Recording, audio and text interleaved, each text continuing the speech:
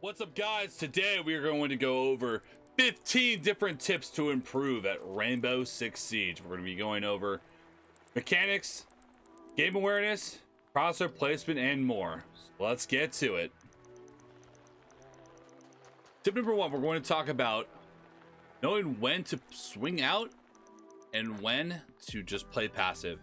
So here you see me holding the staircase. So if I just wait on an angle and just kind of aim in this direction, they're going to know exactly where I'm at because it's going to be a very predictable spot. They're going to peek up and they're going to know where I'm at. When I peek out aggressively, it will catch people more off guard. This is a swing or be swung game.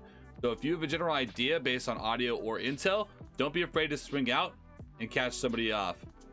Keep your crosshair up while being ready for a fight and staying active and staying mobile. So you see how on this angle, I'm going up and down, keep my crosshair up, ready for a gunfight wherever it may be.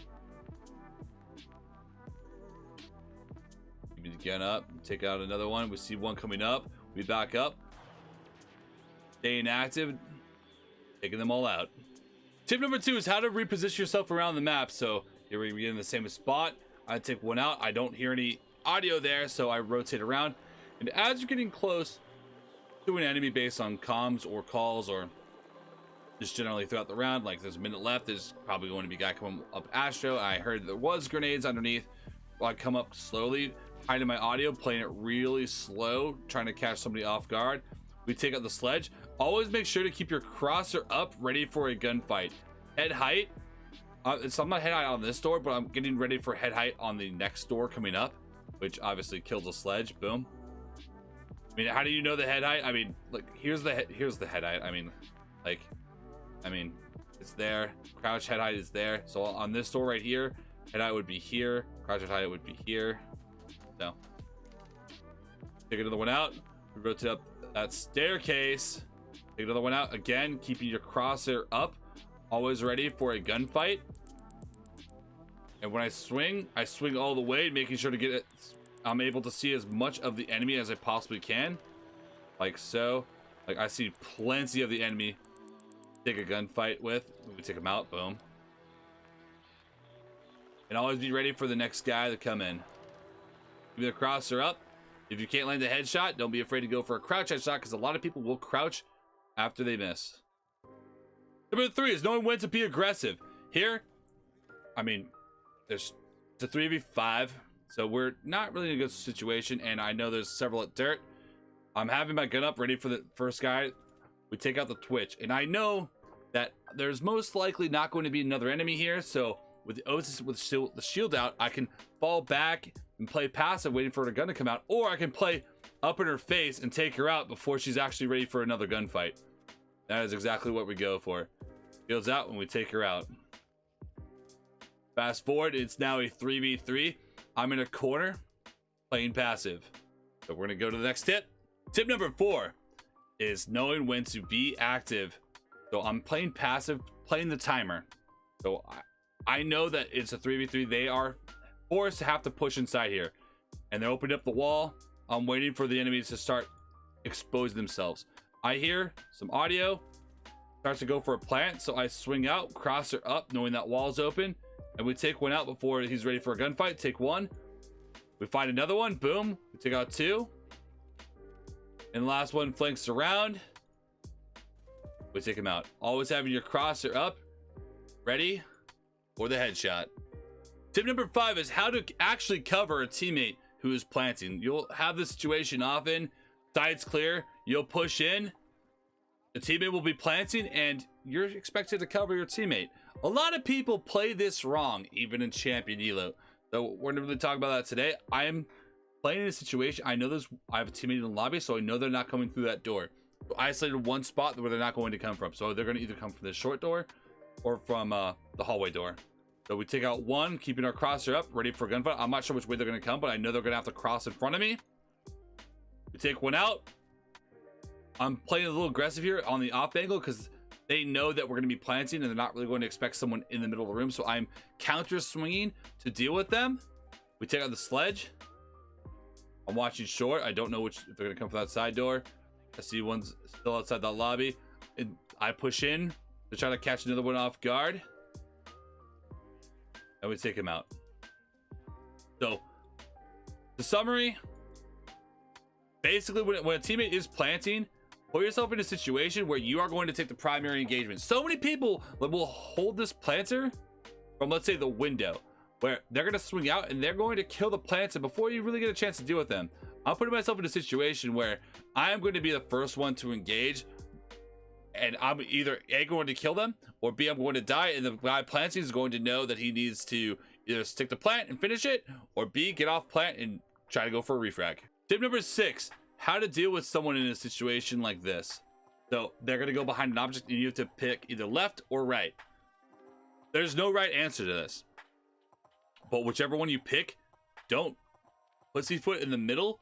Choose one side and swing. There's a 50% chance you guess correctly, and if you swing aggressively and they're being passive, you're going to kill them anyways. So here I missed a shot there, and instead of swinging that way, I swing all the way to the other side and we catch them off. Tip number 7, when you're by yourself in the unknown as an attacker, always be aware of your flanks, keeping full vigilance. I take one out at top white, they know I'm there, so I reposition just to try to watch my flank. I take out another one. Always being on the move and being mobile, trying to find the next guy that is going to flank me or push me forward. So, and now I take out one from the front, so then I turn around to deal with another flanker. I have no idea if anyone's flanking again, but I'm staying active and keeping my gun up. So, worst case scenario, no one swings there, and I just waste a little bit of time, but I already killed one. As long as I stay up, it's good, but I actually do end up getting another kill. Number 8. When leaving spawn, I know this is really simple, but instead of just sprinting to where you're trying to go full speed, have your gun up. Even if you don't know the angles like on the new map, just have your gun up so you're always ready just in case someone does peek out. You never know when it might save your life. Tip number 9 is kind of the same thing a little bit, but more inside the building, is stop sprinting before a gunfight. Let's say someone's about to peek this door, and I'm pretty sure that it's, you know, I might be able to jump on him. Never sprint or like try to do this. Like, never try to have the ADS in a gunfight, because that is going to get you killed. Always be ADS before the door. It just takes a little getting used to, like, not do this and do more of this. I know it feels like it's located a bomb. Almost the same, but one, my gun is up and I'm ready to take a gunfight, and one, I'm counting on a hip fire, and my ADS acquisition time is going to be a lot slower. Tip number 10, how to play vert correctly. So don't just make one hole and watch it for a while. What you want to do is you're going to want to make several holes very quickly to make everybody on site feel very vulnerable, and you're going to want to watch your flank just to see if anyone's going to push you. Just make sure your flanks are good. Guys on site are pressured, running around, and might run into one of your teammates, and then you start working the vert when they think that you might have left or you might have been dealt with. And always make sure to have cams on your flanks while you're working the vert. Here's a special one. Tip number 11, how to do a vaulting rotate with normal grenades. So you can do it straight on, but this is very, very hard. Normally what I like to do is do it sideways. So I like to do it like this to give it the most surface area to actually explode against the wall. This is what I do. I do this a lot as Ayana. Boom, and I'll be able to vault through it. Or it'll just be a quick little line of sight that I can use to catch somebody off guard. But a lot of ops that have grenades, I mean, like, let's say Nook or Ayana, I'll even Glass maybe. If you don't have self-destruction, sometimes you need to use a grenade like this, and it's nice to know how to do it. So what you do, you just hold it right when it's about to explode, like you're throwing it at the ceiling. Boom, and you can just vault right through it, no problems. Tip number 12, how to throw grenades at the ceiling. So this is a spot I like to do because here, this wall will be reinforced with the time, and there's going to be either a arcade or a bandit or a mute charge on it. That wall right there, Night Haven. So what I like to do is throw a grenade at the ceiling. So here's what you do. So throwing a grenade like so, and I'll release it when it will about to blow up. So I'll do it several times so you guys get the timing down. It really is just kind of you have to feel it. After practicing a few times, you'll get the hang of it. And it's better to do this and maybe you have to use both grenades and mess up than blow yourself up. So don't be afraid to throw it too early if you're not sure. Do not grenade yourself. Boom. And I'll get the Cade off, etc., etc. Tip number 13 is how to take control of an area of the map if your team's like, let's say they're all pushing the basement area, and I want to take control of this room right here without dying. So I'm going to want to drone around just the general perimeter, just to kind of get a general feel that nobody's going to kill me instantly. So I figure that's clear. Running around, that's clear. I'm going to leave a drone on one section of my flank just so I know I have at least eyes on one area that they're most likely going to come from. So boom, I came on that. And knowing that they're not going to come from this way, next time I jump in, I'm going to position myself in a way that I'm going to look at the other angle. So I don't have to watch one angle for a little bit. I'm good, and I can throw another cam in that room to watch it, or I can, you know, just try to play it by audio while also flipping to my flank cam every now and then while working the vert. Tip number 14, how to deal with a mountain in your face as a defender. So here I have Cade shotgun. So this is a really hard gun to counter a mountain. This is going to be kind of a crazy little fight, but here the mountain is trying to push up. But remember, the mountain is more scared of you than you are of him because he can't shoot back and you can do whatever you want. So a lot of times I'll try to position myself between me and a nitro. I'll try to throw a nitro behind them and try to flank around while trying to get as many shots on him as I possibly can. So throwing a nitro behind, if you can get lucky with this, boom. I mean, that's free.